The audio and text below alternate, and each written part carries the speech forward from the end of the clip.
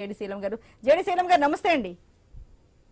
నమస్తే, చెప్పండి. ఎప్పుడైతే కాంగ్రెస్ దాని తర్వాత తెలంగాణలో మీ విజయం తర్వాత మీరు ఏపీ మీద కూడా ఫోకస్ చేశారు. వైఎస్ఆర్ పార్టీ నుంచి షర్మిలని తీసుకొచ్చి ఇంకా మొత్తంగా ఏపీలో కూడా పాగా వేయాలని కాంగ్రెస్ పార్టీ భావిస్తోంది. అటు వైఎస్ఆర్సీపీ నుంచి టీడీపీ నుంచి కూడా ఆపరేషన్ ఆకర్ష్ కూడా స్టార్ట్ చేయడానికి సిద్ధంగా ఉన్నట్టు రకరకాల వ్యూహాలు పన్నుతున్నట్టు వార్తలు వస్తున్నాయి. అందులో ఎంతవరకు నిజాలు ఉన్నాయి, ఏం జరగబోతోందండి?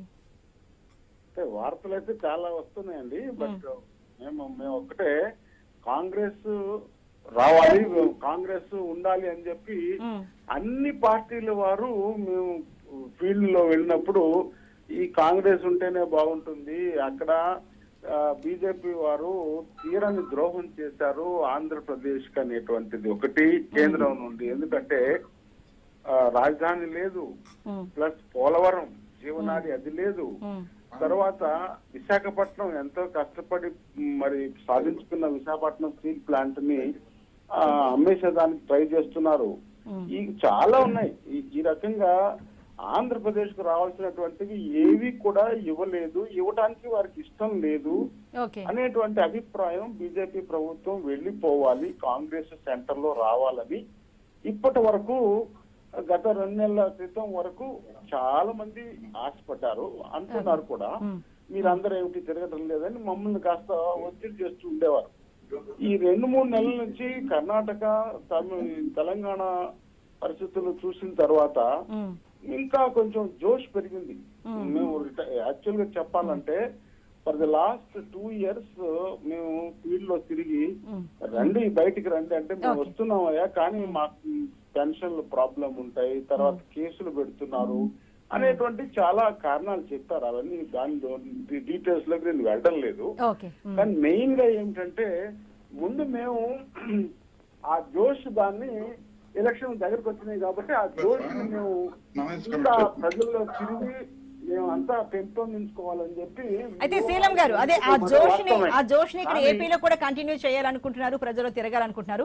దానికి షర్మిలనే మీరు ఎంచుకున్నట్టుగా తెలుస్తోంది. ఎందుకంటే వైఎస్ఆర్ ఫ్యామిలీ నుంచి వస్తే ఆ నమ్మకం ఉంటుంది, ఆ వైఎస్ఆర్ పాలన మీద మరొకసారి ప్రజల్లో ఉన్న అభిమానాన్ని క్యాష్ చేసుకోవాలని ప్రయత్నం చేస్తోంది అంటున్నారు.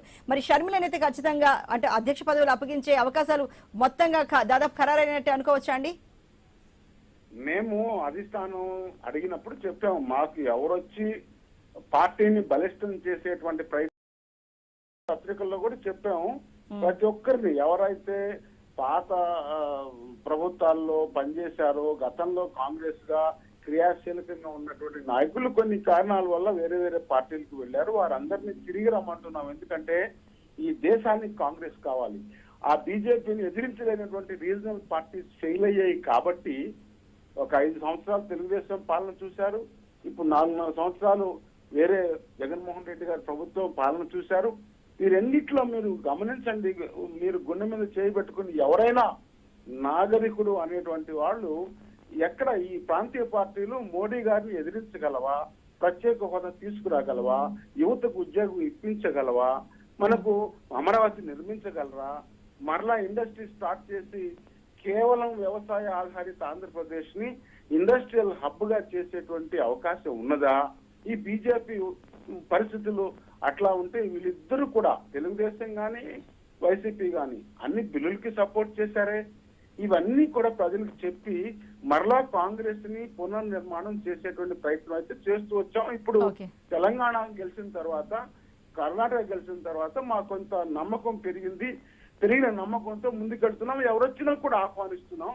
ఉదాహరణకు మీరు చెప్పారు కదా షర్మిల గారు వస్తే డెఫినెట్ గా ఈ రోజు అడిగారు రాహుల్ గాంధీ గారు, మా మల్లికార్జున ఖార్గే గారు, ఏమిటి అభిప్రాయం అంటే ఎవరొచ్చినా మాకు మంచిదేనండి, కాంగ్రెస్ పార్టీని బలపరిచేదానికి మాకు తోడుగా ఉంటారు, మేము అందరం కష్టపడుతున్నాం, ఆ కష్టానికి తోడు చన్నీళ్ళు తోడు వేడి నీళ్ళు ఉంటే బాగుంటుందనే ఉద్దేశంతో నేను చెప్పాం. There is nothing wrong. అయితే మరి షర్మిల గారికి ఏ బాధ్యత అప్పగించే అవకాశాలు ఉన్నాయంటారండి?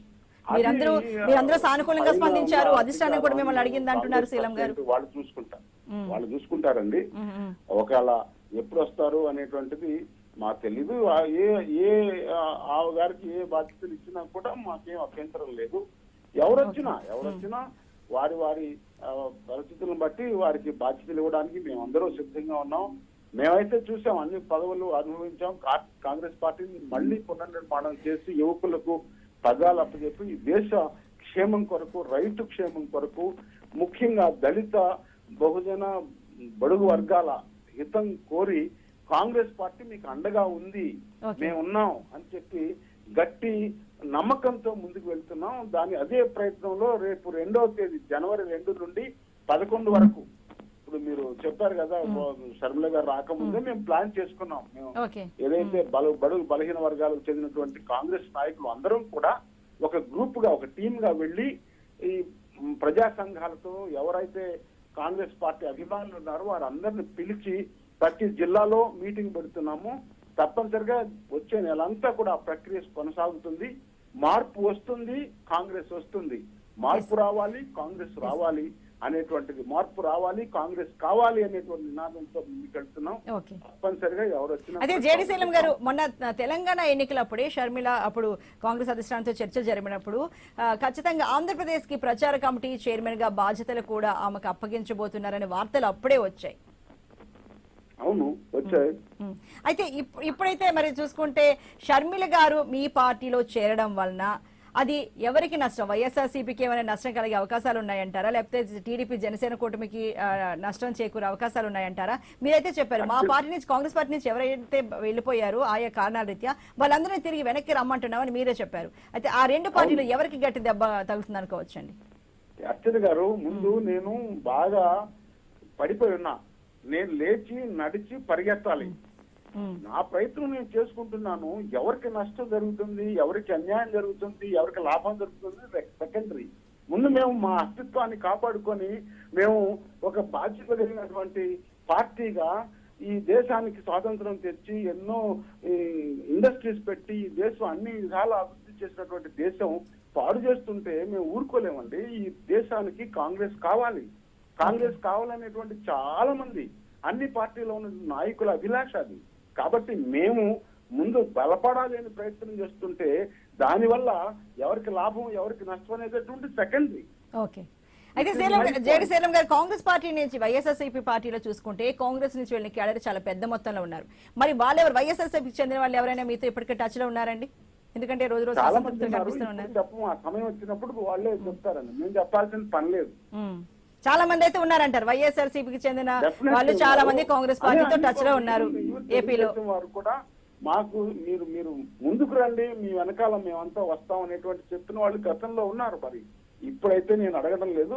ప్రస్తుత పరిస్థితుల్లో ముందు మేము సరి చేసుకొని ముందు మా బలాన్ని మేము పెంచుకోవడం, అదే ఆ పనిలోనే ఉన్నాం. కానీ ఎవరు వస్తారు, ఎవరు రారు, ఎవరికి నష్టం, ఎవరికి లాభం అనేటువంటి ఇవి మేము మాట్లాడటం లేదండి. ముందు మేము మాకున్నటువంటి ఆ కాడర్ లో ఆ నమ్మకాన్ని కలుగు చేయాలి. తృతీయ శక్తిగా మేము రావాలి. మాతో పాటు మిగతా భావస్వరూపం ఉన్నటువంటి పార్టీలు, ఇండియా కూటమి వాళ్ళు కూడా వస్తారు, అందరూ వస్తారు. ముందు మేము గట్టిపడితే కదండి ఎవరైనా మా చూసేది.